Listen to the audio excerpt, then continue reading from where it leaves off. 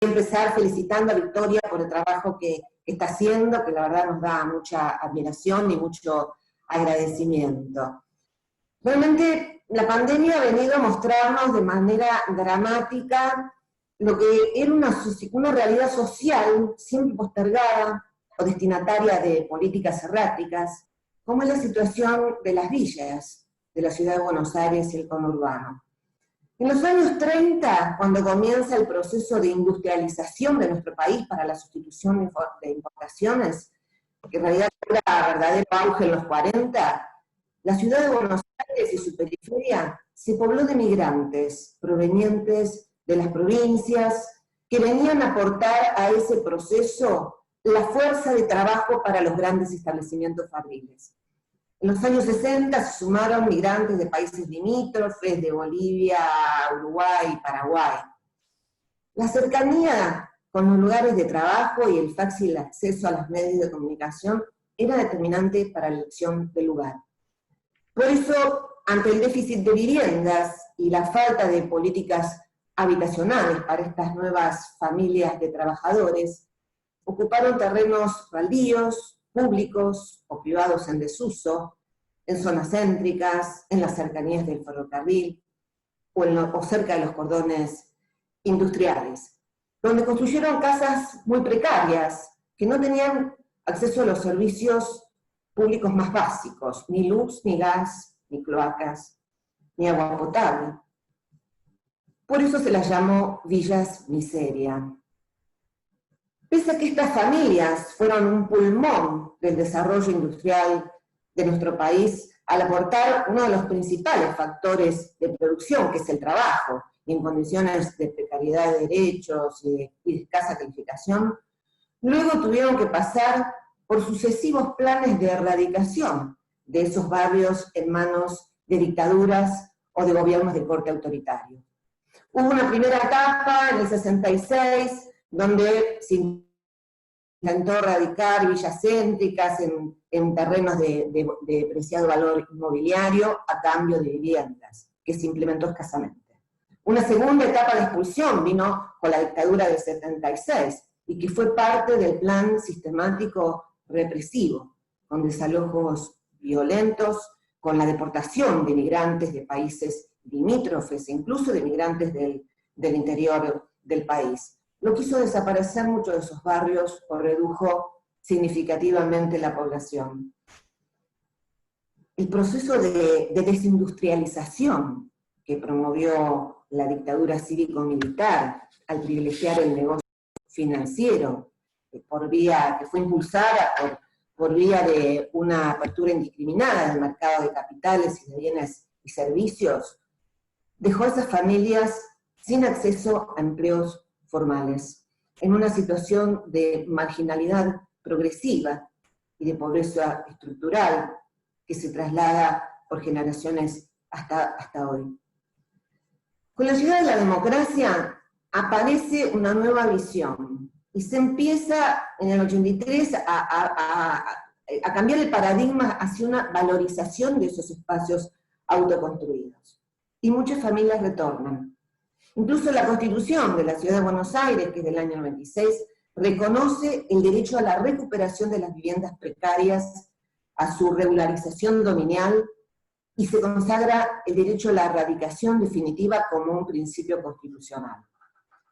Sin embargo, las políticas neoliberales de esos años, que tomaron con mayor ímpetu las que ya había instalado la dictadura, profundizaron la pauperización de los sectores desaventajados de la sociedad, y las demandas sociales fueron atendidas con un corte asistencialista. Cuando asume Mauricio Macri como jefe de gobierno, retomó los planes de erradicación que fueron parte de la campaña, frenó el crecimiento de la Villa 31 Avís, las construcciones con medidas judiciales, y criminalizó la protesta social. Sin embargo, el gran desarrollo de los movimientos sociales y de las organizaciones de derechos humanos en nuestro país a partir de la dictadura logró frenar ese ímpetu y lograr hasta obtener leyes de urbanización para la integración urbana de las villas, como para, por ejemplo, la de la Villa 31 y 31 bis en el 2008, para la Villa 20 en el 2016. Y se inicia ahí un nuevo diálogo entre el Estado y estos sectores sociales, con una nueva visión, aunque su debida implementación es todavía un tema pendiente. La pandemia nos enfrenta a esa deuda de una manera brutal, cuando vemos que la prevención, la higiene y el aislamiento no pueden cumplirse en esos barrios por causa del hacinamiento, en algunos casos por la falta absoluta de agua en algunos sectores y de los necesarios y básicos insumos para la higiene. Y no conocemos aún el saldo de víctimas fatales que la pandemia arrojará en esas familias, cuyo nivel de contagio es creciente. Lo que sí sabemos es que esa deuda social es impostergable y que les abogados tenemos algo que hacer ahí. Siempre me pregunté por qué no había fiscalía, ni juzgados, ni defensorías en las villas. Ahí donde estaban las personas con mayor necesidad.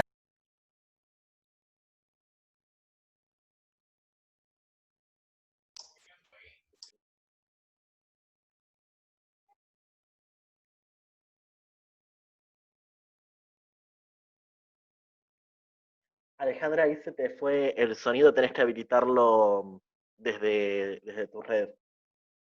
Ahí me salió un cartel. ¿Ahí me escuchan? Ahora sí, ahora perfecto.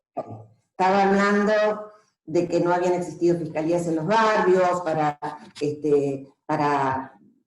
justamente cuando se trata de los lugares donde más se requiere el reconocimiento de derechos sociales, reconocidos en la Constitución Nacional y en las convenciones internacionales a los que nuestro país adhirió. Las defensorías han hecho un gran trabajo, y lo hacen todos los días, individual y colectivo, pero sin una oficina fija. En el Ministerio Público Fiscal hicimos algo inédito, que fue colocar oficinas del Ministerio Público en el corazón de las villas, adentro, que son los atajos, en diferentes villas de la Ciudad de Buenos Aires, del conurbano y de algunas provincias. El Poder Judicial nunca había adoptado políticas sociales para auxiliar a esa población marginalizada. Es muy propio de muchos jueces pensar que su deber se limita a resolver los casos concretos aplicando el derecho, y que de los problemas generales, es decir, de los problemas sociales de la vida real, son cuestiones de las que deben ocuparse las políticas públicas del Poder Ejecutivo o Legislativo. Nosotros en el Ministerio Público Fiscal probamos que otra mirada es posible, y por eso creamos las oficinas de atajos en las villas, como creamos la Procuraduría de Violencia Institucional para poner fin a la impunidad del abuso y la violencia de las fuerzas policiales, que va especialmente destinada a los jóvenes de los barrios pobres. Creamos la Procuraduría de Trata y Explotación de Personas por razones con fines sexuales o laborales, con herramientas especiales, interdisciplinarias, para llegar a esas víctimas de delitos que ni siquiera los denunciaban, porque sus quejas además no prosperaban por la estigmatización a los pobres o a la prostitución y por la indolencia judicial.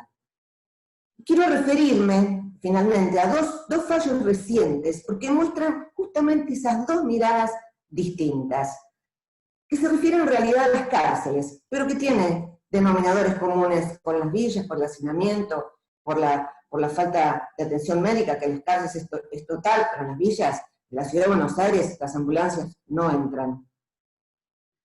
El juez Violini de la Casación Provincial bonaerense hizo lugar un habeas corpus otorgando arresto domiciliario a detenidos en situación de riesgo ante el COVID en las superpobladas cárceles provinciales. No era una liberación masiva ni automática, como dijeron algunos medios, sino que cada juez debía evaluar en cada caso si otorgaba esa prisión domiciliaria concedida por la casación según se trataba de un delito leve o grave, lo que dejaba un margen de apreciación a la responsabilidad de cada juez. Y para los delitos graves debería evaluar la situación de la víctima y no se otorgaba un arresto, digamos, domiciliario, sino que se se reenviaba a los jueces que examinaran la situación de la víctima, o en su caso aseguraran un aislamiento sanitario en la unidad penitenciaria. ¿Qué hizo la Suprema Corte Provincial? Revocó el fallo. Dijo que no había un grupo colectivo homogéneo para dar sostén a una demanda colectiva y que la pauta de los delitos leves y graves no era legal. Entonces volvió todo a foja cero y proporcionó a los jueces diversas pautas de valoración, 10 pautas de valoración que deben tener en cuenta en cada caso, además de oír a la víctima que va a hablar desde su perspectiva personal, y que era el Poder Ejecutivo Nacional el que tenía que dictar las medidas generales, como si el presidente Alberto Fernández pudiera otorgar indultos y liberaciones o prisiones domiciliarias masivas. La propia Corte Provincial en su fallo dice que la sobrepoblación carcelaria de la provincia excede 1/3 del total.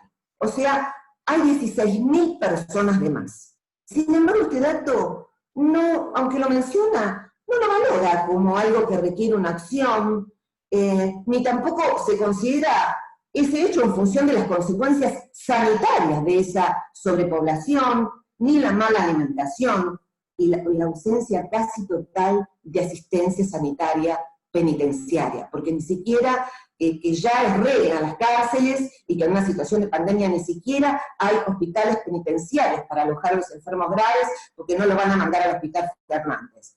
Tampoco se habla de los agentes penitenciarios y sus familias, que además van a llevar el contagio masivo hacia afuera. Es decir, hay un colectivo homogéneo en las cárceles, porque toda la población carcelaria y los agentes penitenciarios están en una situación de riesgo. Ancianos y jóvenes que carezcan de atención médica también. Ni siquiera se dio una recomendación que evalúe el juez en cada caso. Y esto pasa porque solo se examina el problema como individual. Como si fuera el problema de una persona en situación de riesgo ante el COVID, que hay que analizar si puede tener prisión domiciliaria. Cuando hay una situación general, colectiva, de pandemia, de hacinamiento, de crisis humanitaria, una realidad que además le fue planteada en una acción colectiva, la Corte Provincial dejó a todos los jueces sin cobertura para analizar en cada caso, atendiendo a las 10 pautas de evaluación que les fijó, mientras desde los principales partidos políticos del país les aletean pedidos de juicios políticos, y mientras los medios de comunicación les aletean las tapas de los diarios para su escarnio, difamación e impulsar destituciones. Biolini le había puesto el pecho a las balas, había ordenado a todos los jueces que dieran arrestos domiciliarios para delitos leves, dejándole a cada uno pautas de valoración. En cambio, a veces el derecho provee para los sectores desaventajados una mirada deshumanizada, neutral, que los abandona a su desamparo, que no proporciona remedios adecuados, porque en realidad es impermeable a las necesidades sociales. Construyamos un derecho nuevo, un derecho donde haya una planificación democrática para la integración de las villas, para sus casi 200.000 habitantes en la ciudad de Buenos Aires, con acceso verdadero a los servicios públicos, a la salud y a la educación que permitan el ascenso social, a través de potentes reformas impulsadas por les abogados y les actores sociales que desde los 80 hasta hoy han construido el avance de los derechos sociales en nuestro país.